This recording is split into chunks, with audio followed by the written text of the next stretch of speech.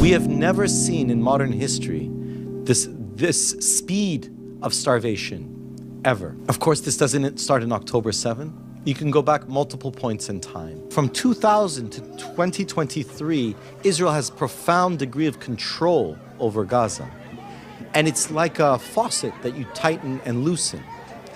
And they would make sure that the Palestinians in Gaza were just hungry enough to not raise alarms. They were counting calories and measuring what is allowed in to make sure that everyone remained hungry in Gaza, but not so hungry that it raised alarm bells in the international humanitarian world.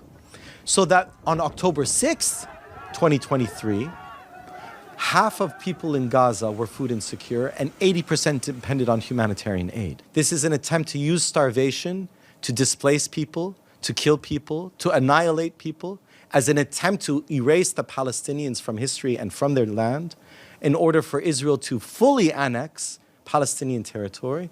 And we see that their annexation plan continues now into Lebanon.